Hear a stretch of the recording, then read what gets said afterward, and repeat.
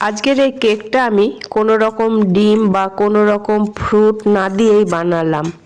দেখতে দারুণ হয়েছে, খেতেও কিন্তু দারুণ হয়েছে। এত সহজভাবে বানালাম, একবার আপনারা যদি করে দেখেন তাহলেই বুঝতে পারবেন। নমস্কার বন্ধুরা, রিনা রসু আপনাদের সবাইকে স্বাগত। আজকে তাহলে আমি আপনাদের তৈরি করে দেখাচ্ছি কোকো পাউডার দিয়ে নিরামিষ একটা কেক। কেকটা এতটাই নরম, এতটাই স্পঞ্জি হয়েছে, দেখতেই দারুণ লাগছে। ভিডিওটি প্রথম থেকে শেষ অবধি দেখার অনুরোধ রইল। কেকটা বানানোর জন্য নিয়েছি হাফ কাপ চিনি আর 40 ml মতো সাদা তেল। এই দুটোকে আমি ভালোভাবে আগে মিশিয়ে নিচ্ছি। আমি তেলটা কম নিয়েছি, আপনারা চাইলে তেলটা আর একটু বেশি নিতে পারেন, তবে এতেই কেকটা এত সুন্দর ফুলবে তেল কম দিয়েই। এই দুটোকে এবার আমি ভালোভাবে মিশিয়ে নিচ্ছি।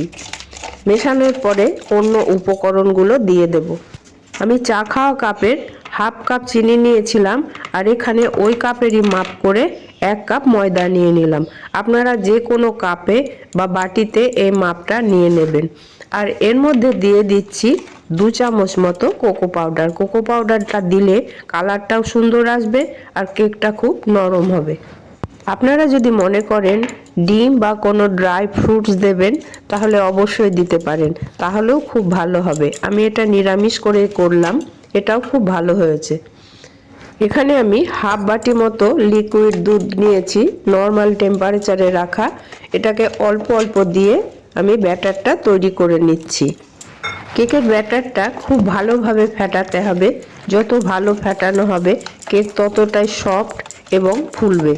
দেখুন ব্যাটারটা অনেকটাই ঘন আছে, এতটা ঘন হলে কেকটা ভালো হবে না। আরও একটুখানি দুধ দিয়ে আবারও আমি ভালোভাবে ফেটিয়ে নিচ্ছি।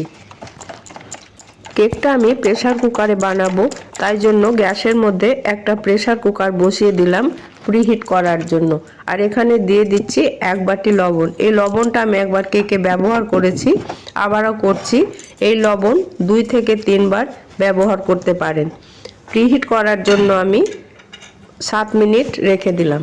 আজকে আমি কেকটা বানাবো ছোট ছোট বাটি দিয়ে, তাই আমি এর মধ্যে খানিকটা করে সাদা তেল মাখিয়ে নিচ্ছি। এর মধ্যে আমি কোনো বাটার পেপার বা কোনো সাদা কাগজ এতে দিচ্ছি না।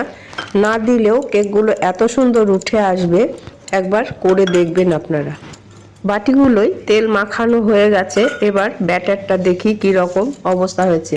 একটুখানি ঘন লাগছে, তাই জন্য অল্প একটুখানি দুধ দিয়ে ব্যাটারটা আবার গুলে নিচ্ছি। ব্যাটারের ঘনত্বটা খুব পাতলাও হবে না, আবার খুব মোটাও হবে না, ঠিক ঘনত্বটা এই রকম হবে। এবারে আমি এর মধ্যে দিয়ে দিচ্ছি 1 চা চামচ বেকিং পাউডার আর 1/3 চা চামচ বেকিং সোডা। এগুলোকে মিশিয়ে আবারও ভালোভাবে ফেটিয়ে নিয়ে খুব তাড়াতাড়ি বাটির মধ্যে ঢেলে দিতে হবে। বেকিং পাউডার ও সোডা দিয়ে কিন্তু বেশিক্ষণ রাখা যায় না। ভালোভাবে মেশানো হয়ে গেছে, এবারে বাটির মধ্যে আমি ব্যাটারটা ঢেলে দেব। বাটিতে ব্যাটারগুলো আমি হাফ হাফ করে দেব, কারণ এতটাই ফুলবে, বেশি দিলে উপচে পড়বে।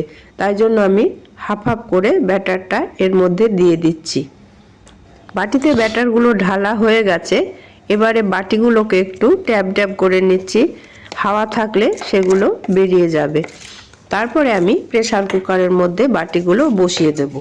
প্রেসার কুকারের সিটি আর গার্ডারটা আমি খুলে রেখে দিচ্ছি, তারপরে বাটিগুলো বসিয়ে নেব। আর এখানে প্রেসার কুকারের ভেতরে আমি একটা স্ট্যান্ড বসিয়ে দিলাম, তার মধ্যে বাটিগুলো দিয়ে দিচ্ছি। ঢাকা লাগানোর পরে 45 থেকে 50 মিনিট লো টু মিডিয়ামে রেখে কেকটা বানাতে হবে। কোকো পাউডার দিয়ে নিরামিষ কেকের রেসিপি আপনাদের কেমন লাগলো অবশ্যই জানাবেন। ভালো লাগলে লাইক, কমেন্ট ও শেয়ার করে দেবেন। আমি একেবারে 50 মিনিট পরেই ফিরে এলাম। এবারে ঢাকাটা খুলে দেখি কেকটা হয়েছে নাকি। দেখুন কেকটা কতটা ফুলে উঠেছে, দেখতেও দারুণ হয়েছে। আমি একটা ছুরির সাহায্যে দেখছি হয়েছে নাকি। দেখুন একদম পারফেক্ট হয়ে গেছে, এর মধ্যে কিছু লেগে নেই। ফেসবুক থেকে যারা আমার এই ভিডিও দেখছেন তারা অবশ্যই লাইক ও শেয়ার করে দেবেন। আর আমার চ্যানেলটিকে যারা সাবস্ক্রাইব করেননি তারা অবশ্যই সাবস্ক্রাইব করে দেবেন। পাশে থাকা বেল আইকনটা অন করে রাখবেন আমার নতুন নতুন ভিডিও দেখার জন্য। আজ তাহলে আসি, আবার আপনাদের সামনে হাজির হব নতুন নতুন ভিডিও নিয়ে। আপনারা ভালো থাকবেন, সুস্থ থাকবেন। ধন্যবাদ।